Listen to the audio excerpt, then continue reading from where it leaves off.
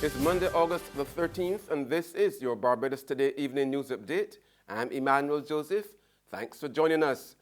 Topping the news at this hour, a teenager and a 23-year-old man will appear in the District A Magistrates Court tomorrow on a murder charge.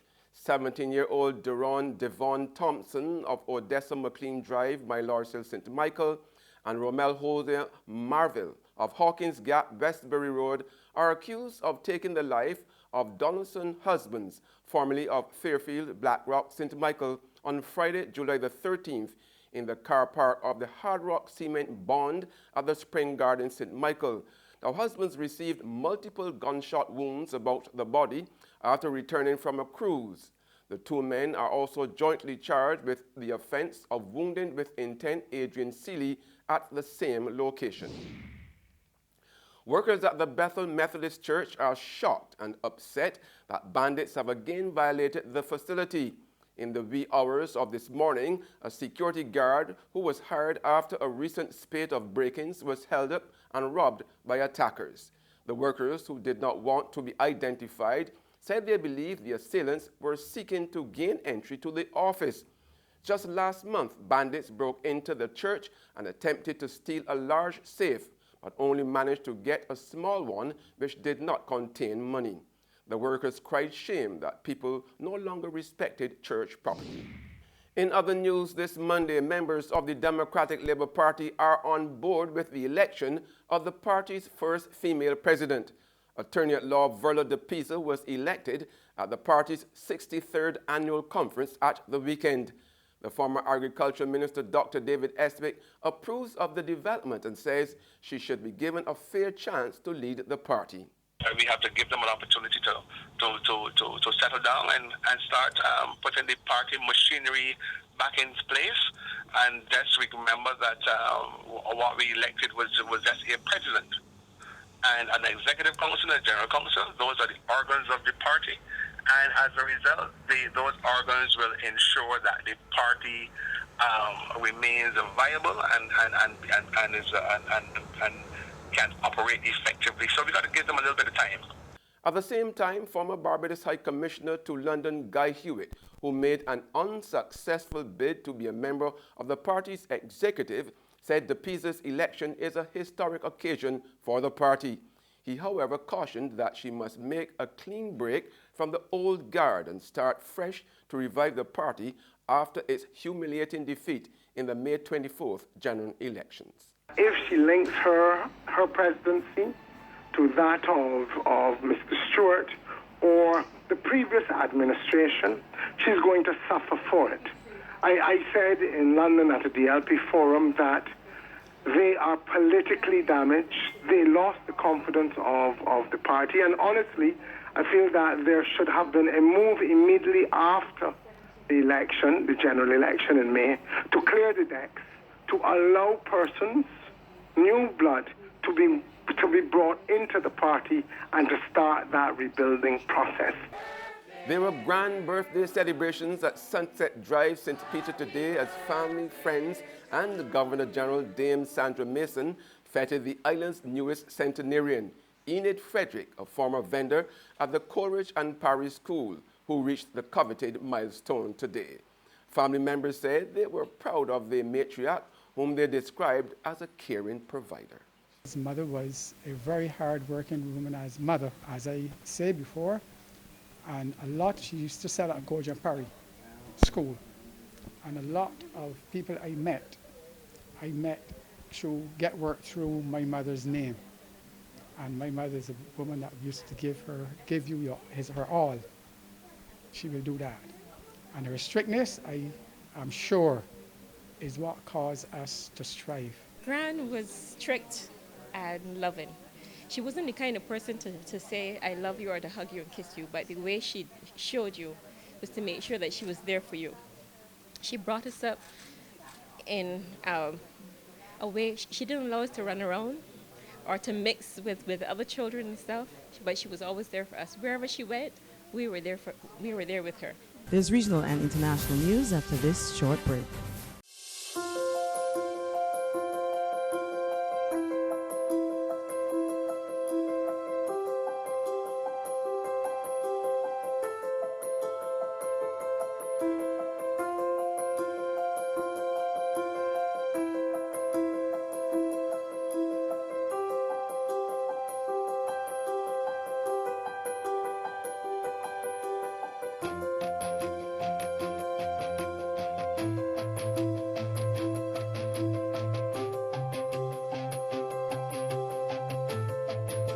Barbados Today, news you can trust.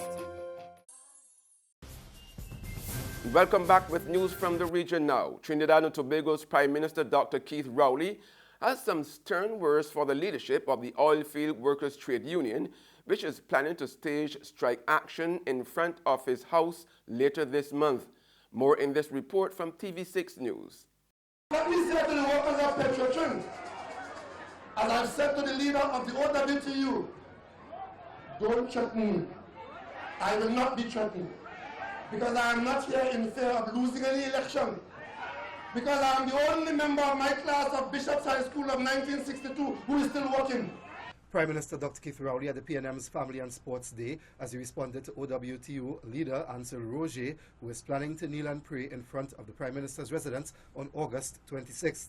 The union has demanded the government fire the chairman of Petrotrin over the publication of salaries at the company, which Mr. Roger claims was misleading and put the lives of Petrotrin workers at risk. The House at St. Anne's is a government office, and those of us who work 24 hours a day work at the back of that house.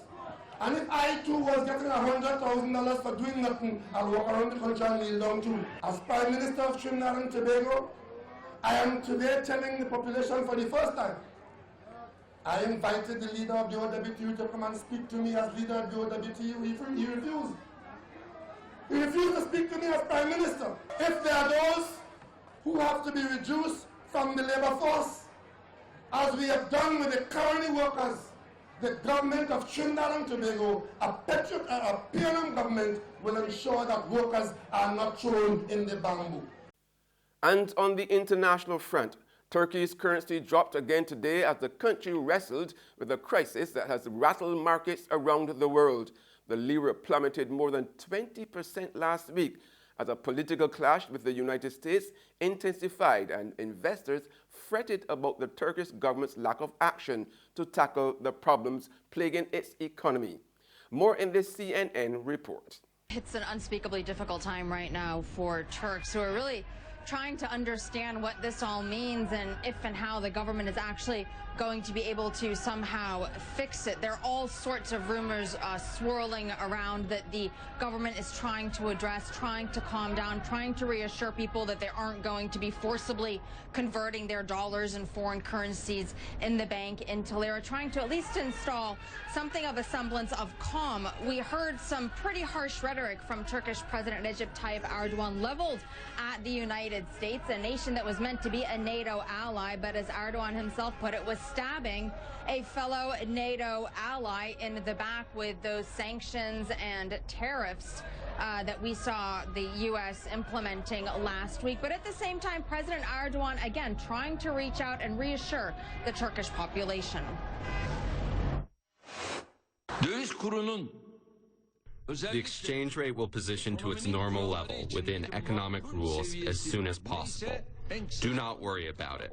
Be relaxed about it. And that's news, but for the very latest, visit our website at www.barbadostoday.bb. You can also subscribe to our e-paper email updates or like us on Facebook and sign up for our breaking news alerts via WhatsApp. We are also on Izumi Media in-bus terminals, as well as screenplay at supermarkets and gas stations near you. Now you can also hear us on Mix 96.9 FM. I'm Emmanuel Joseph. Have a fantastic evening.